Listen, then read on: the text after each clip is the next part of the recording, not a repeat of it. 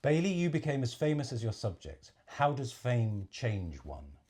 And I think he gives a particularly insightful answer to this.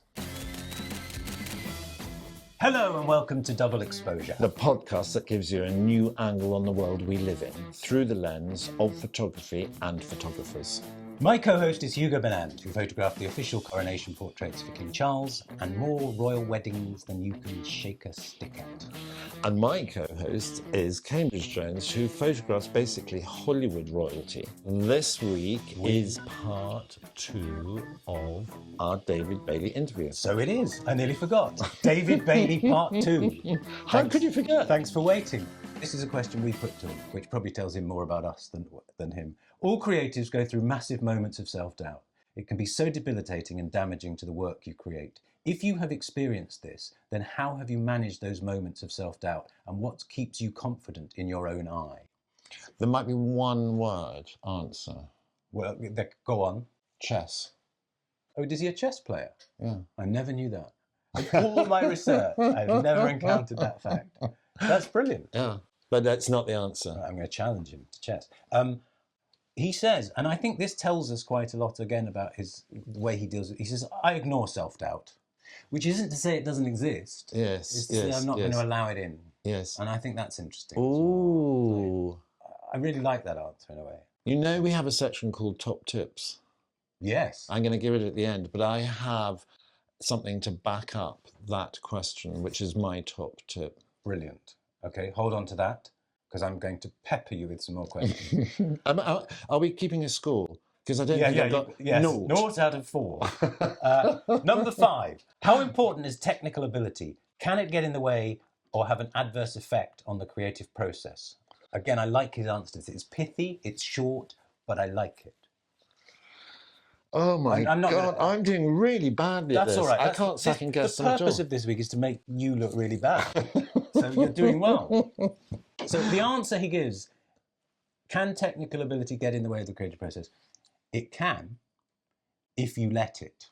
Good answer. It's great. I'm becoming a bigger fan of David Bailey. I already was a fan, but I love that. Can you repeat the answer? It can, if you let it. Yeah, brilliant. Isn't It's so brilliant.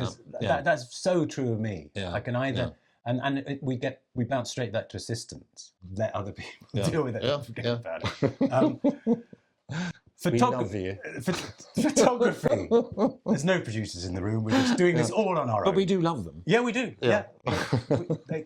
We didn't get involved in any of the sets. 0 out of 5. Yeah, that's good. Keep a tally of that. Keep so digging far, a it's hole. quite easy to keep a tally of your score. Number 6, photography. It's all a bit of luck, isn't it? How important has luck been in your career? This answer slightly surprised me, but I think it's him doing that deflection thing. Yeah. So he basically says, luck means you gamble. I don't gamble. Which is quite cocky. Right. No, what I love is nothing is forever. Okay. And I have a quote which I'm going to read out to you, which is one of my favourite Bailey quotes. All right, I want to come back to that. Okay. It is, sometimes I still can't believe my luck. Well, this is what I mean when I'm researching him. He just contradicts himself. Yeah. But I don't think he cares what the answers are. Yeah. I think he just cares about batting it back. Yeah, but I like that. Don't you like that? Yeah. Sometimes I'm the same. I'm the same. Sometimes I literally cannot believe my luck. Yeah. And he says, luck means you gamble. I don't gamble. Yeah. Which is a kind of cocky way of saying, I don't. That's for you lesser mortals. Yeah. I go in and I produce genius. Yeah. I think. Yeah. Just flip your page back one. One more. And one more. That's like a photographer changing light bulb. Just one more. So that picture. What we didn't say when we said he picked Picasso is we'll put this on the Instagram. There is a very famous photograph, a self-portrait Bailey took you may need to help me here, but when he was doing national service in the RAF, he took a self-portrait of himself lying on a bed. Above his head is a Picasso picture, which he'd put on the wall, and the other RAF kind of recruits endlessly took the piss out of him. Like, you Nancy boy, what are you doing with Picasso on the wall, all that. And he was like, because he's a genius. And he has, it's interesting that in 2026, he's answered that question. And then in whatever year that is, he chose Picasso and put him on his wall.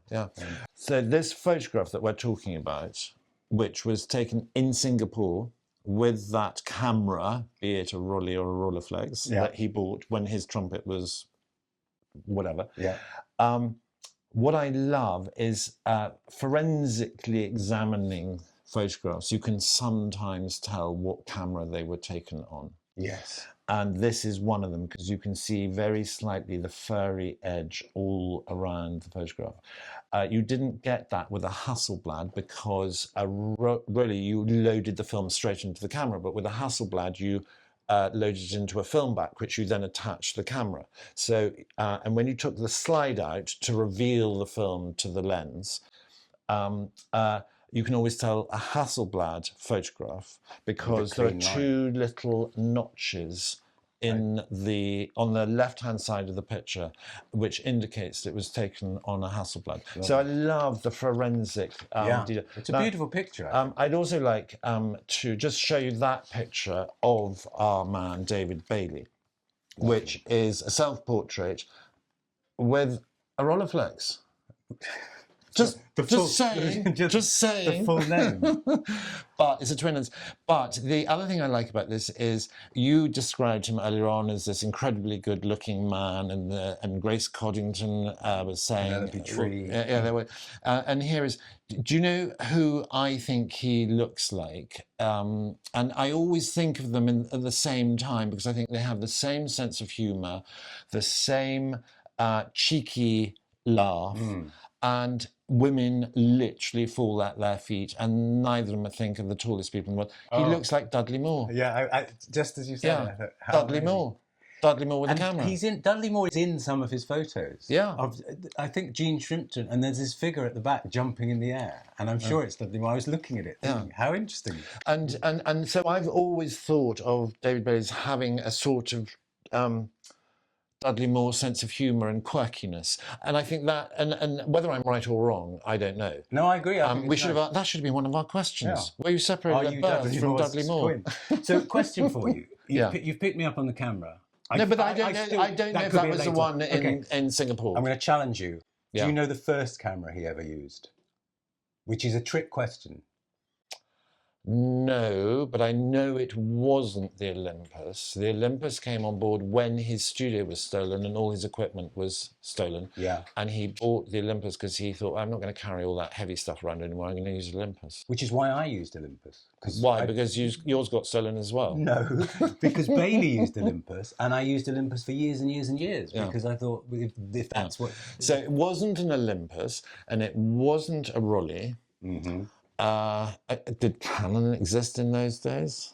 So apparently his mum had a box brownie, Kodak box brownie. Brilliant. And not only that, he processed the stuff in the cellar of his house in the East End. Oh, I love it. So even before... Do we love David Bailey? Oh, yeah. We do. Right. How many questions have we done? We've just done a couple, and you've got 0. Oh, no, yes, 0. Who was the famous photographer that you first heard about? You're going to get it. I can see it on your lips. I think we have mentioned him, and he was a Frenchman called Nadan. Oh, no, okay. No. Wrong? Beaton. Oh, really? Yeah. Okay. That was the first one he heard about. I suppose Beaton was sort of larger than life and a public figure, wasn't he? Yeah. And boy, did he go against Beaton photographic style-wise. Yes. And he also made a film about Beaton. Do you remember in the 70s? Yeah. Oh, he did a series of films about Warhol and Visconti and Antonioni.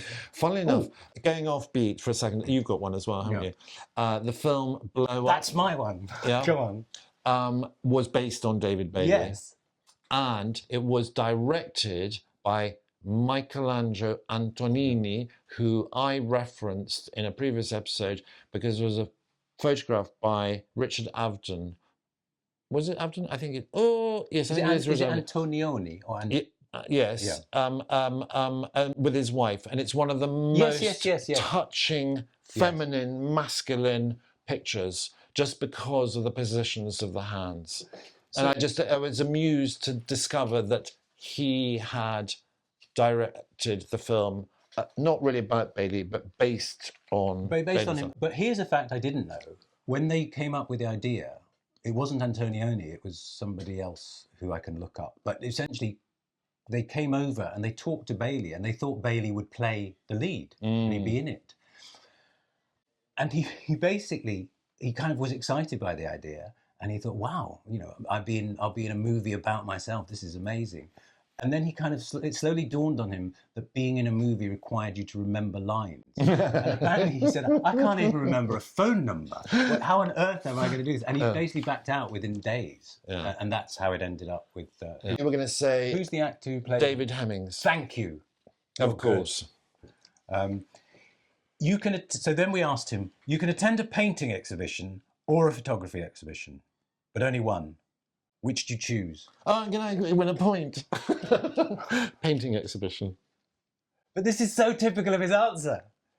It depends on the artist, which is kind of fair enough, actually. Yeah, yeah. But it also bats aside the question. But he said, depends on an artist. Now, is a photographer an artist? And that the perennial question. And he answered our question with, I reckon he would have gone to... I'm claiming that point. Now you're now on a minus point for making up answers. So -1. Question 10. Colour or black and white? Now we're giving him pithy questions, never mind pithy answers. Colour, that's all we wrote. We just emailed him and said, colour or black and white? Black and white. Well, if you're going to be difficult about it, he'd just both. Right. Okay, fair enough. Uninteresting, Bailey, just saying. Can you think of an all-time favourite photograph and explain why you love it? Well, he didn't. He actually hasn't answered that yet, because he said he was thinking about it, and he then said he's still thinking about it. So we await news on his all-time favourite photograph. Mm-hmm. But question 12 sort of returns to the question about exhibition of painting, I think. Is photography art? And I think he has contradictory views on this. I can tell you what he answered, but I don't think it gives us the full answer. Well, I think he's going to say no. Well, he's done the same trick in a way. He said, depends on the artist. Yeah, I thought we had a connection. But what I think is interesting is that although he has been taken into the world of art and he's endlessly in galleries and books, he didn't set out thinking of photography. He's asked somewhere, I dug this up, is photography art? And he sort of doesn't care about the answer. It's photography. I love it. It's what I do. It's how I express myself. And he sort of explains that through history, he does talk about this somewhere, that these fashion photographers and these people taking stuff become art through the process of time, no more. And I think he is somewhat aware of that. He's become an artist. Yeah. And he was an artist anyway. Right, I'm going to ask you a question. Go on. Have you ever photographed David Bailey? No, but I have met him, I realised, when we were talking. Okay, sorry, we should have done our prep better. Actually, what you were meant to say was, have you ever photographed David? Hugo, I've got a question for you. I've got a question.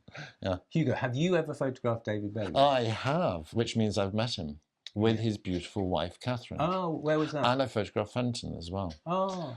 Which is, I wish they were portraits in the studio, but actually it was in my wonderful golden years at Tatler, photographing for the sort of social pages, events pages called Bystander. Right. And actually I photographed them a couple of times. Nice. But anyway, I just thought I'd throw that one in there. No one-upmanship going on at all.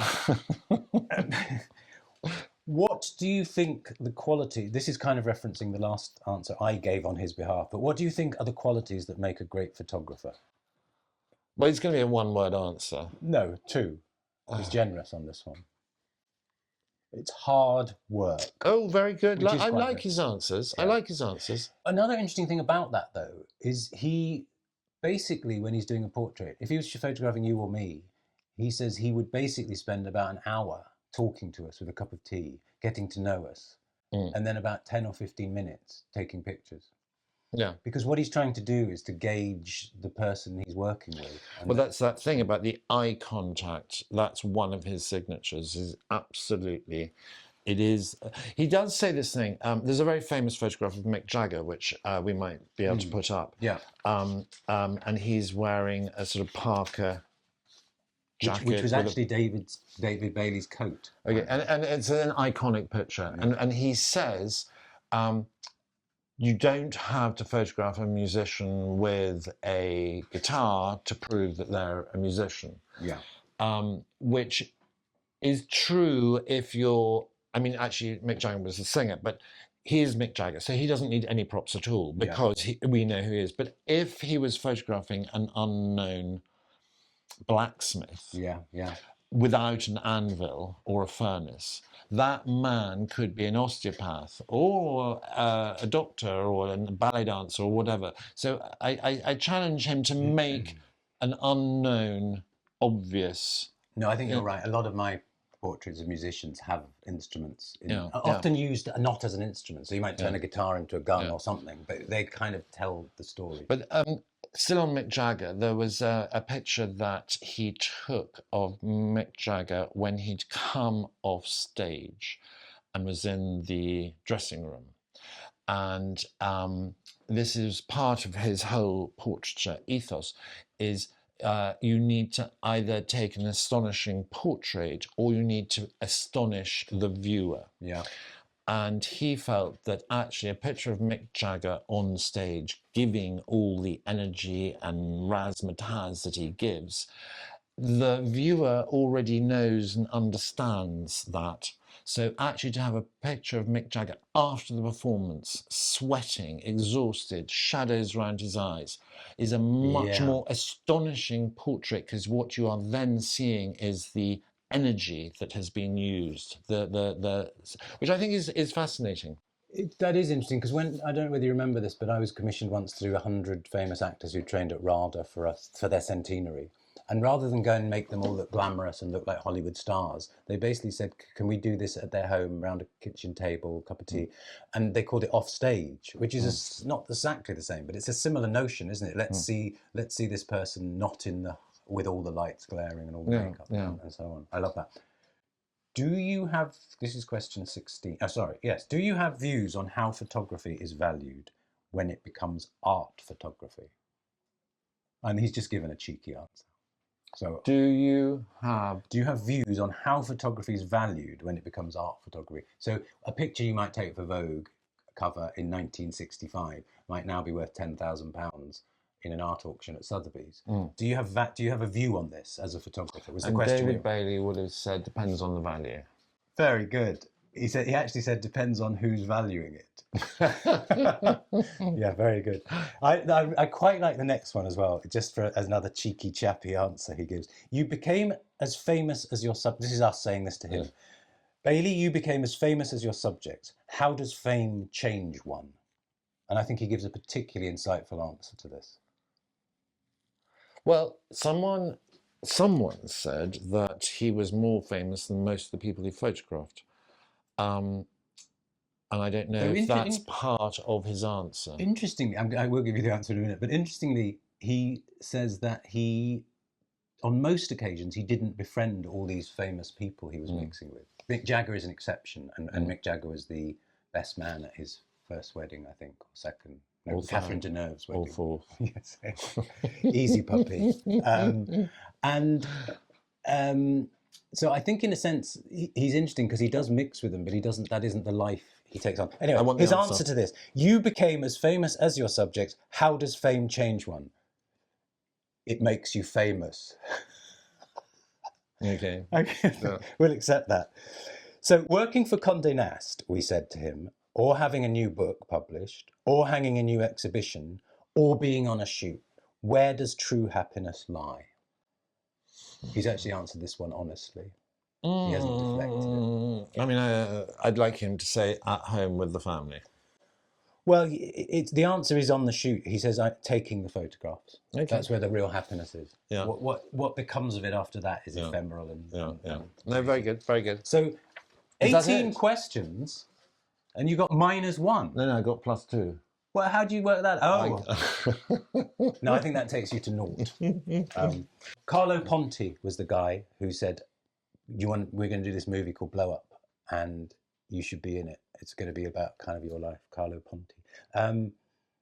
There was something else I wanted to say. I want to bring up something. By the way, I have a box of pinups. You have a box. They released later. It's probably on the shelf somewhere. They released a sort of smaller version of it where the pinups were postcard size. But we were asked by our producers if we had any photographs that illustrated how Bailey had influenced us, and I thought it would be funny to show you this photograph and pretend it was a Bailey photograph. Which I did think. Which you did think. You're very good to admit that, because it looks like Catherine Deneuve and their child that they never had. Yeah. But it's actually a very good friend of mine called Vanessa and her child, who is my godson.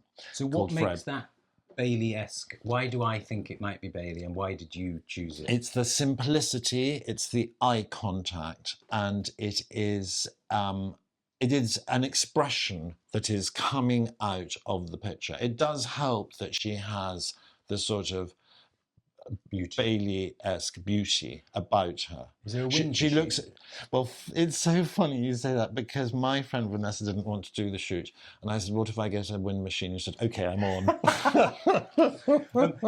I just dug out one. So where's yours? Where's yours? Well, I'm going to give you a Bailey answer to this question. Yeah. All of them. Like, there isn't a photo I've ever taken that isn't either Bailey or Cartier-Bresson influenced. But on the other hand, like he says, it's hard to copy. So I don't think you'd ever look at one of mine and go, that's a Bailey photograph. But I couldn't do what I do without having digested and absorbed his stuff. I came across, in our research, an interesting thought from John Parsons, who was an art director at Vogue. And he thought that he and John French, who were both gay and therefore sort of outsiders in society at that time, he felt that Bailey had, as a working class boy from the East End, he was basically considered an outsider. And so these quite successful people in the middle of the Vogue empire and the Condé Nast world sort of took Bailey on as another outsider. Not because he was gay, but because, like them, he didn't fit. And that's part of what... Because his rise happens over a period of about 2.5 years. He goes from, I'm leaving the RAF, to, my God, I'm shooting Vogue covers, via 2 assistants at John French and someone else. So it's clearly they did embrace him quickly. And I'm sure the talent was part of it, but also there must have been other stuff going on. Partly his lovely character, I imagine. Now, I'd like to ask you if you have any top tips, a la David Bailey style, for our top tips section. I did have a Bailey tip in mind, which I think you'll hate, but I sort of love it, and I think it's what Bailey does, which is it's all about... No, you do it too. It's not thinking too hard about what you want. You're thinking too hard about the answer. Yeah. What's your top tip?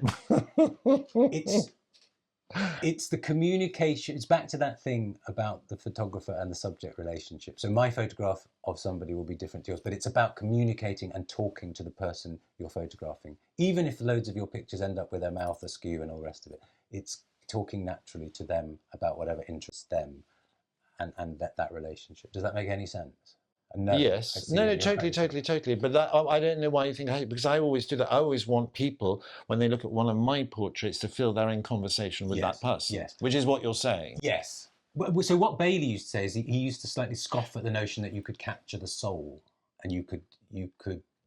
He wasn't about that. He was like, no, I'm having a cup of tea. In a couple of words, talk to your subject. Talk to your subject. Okay. Answer questions quickly. Right. Hugo, what's your top tip? Bailey-esque. What's your top Bailey-esque tip? Well, we touched on it earlier, and I didn't want to reveal it then, but I love it because it came when you answered a question about hard work. Okay. Yes.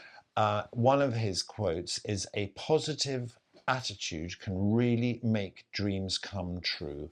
It did for me." So my top tip from David Bailey for anyone listening is, have a positive attitude going into your photo shoot, be it of your family, your dog, with your iPhone, or be it on location with models or in the studio with celebrities. have a positive attitude. It pays huge dividends, and you could end up being the next David Bailey.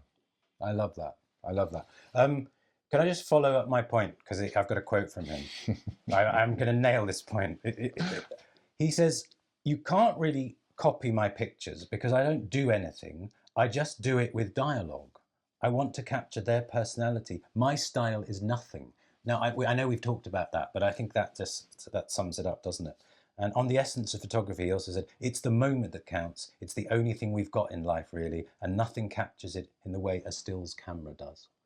Right. But I love this on photography and painting. It takes a lot of imagination to be a good photographer, he says. You need less imagination to be a painter because you can invent things. In photography, everything is so ordinary. It takes a lot of looking before you learn to see the extraordinary. And I kind of love that. Yeah. So the question from a listener this week is, how important is luck and do you rely on it? And it amused me while we were going through the questions and answers. That was a question we asked him. Yeah. And he said, if you gamble... And I don't gamble. You can go in relying on some luck, some moment of brilliance happening, but you sort of have to rely on a certain level of competence and ability. Otherwise, you can't just rely on luck. No, but I like his answer that I have, which is not to screw it up, to get it right. Sometimes I still can't believe my luck. Yes, no, that is And good. I mentioned it earlier on, and I love that was our listener's question this week. That's very good. We should say we are honoured, and thank you, Bailey, for answering those questions. We are grateful, and it means a lot to us, so thank you for that. Really, it's helped us put this together. Please forgive us for all our childishness.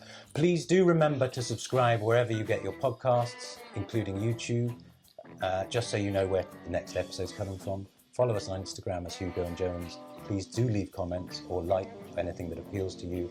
Thanks for listening, and I will see you next week, Hugo. And we absolutely love David Bailey. Well, yes. We do, don't we? Yeah, totally. I wouldn't be here without him. Yeah, no, it's fantastic. Thank you, Bailey. Yeah. Okay. See you next week. Bye-bye. Bye.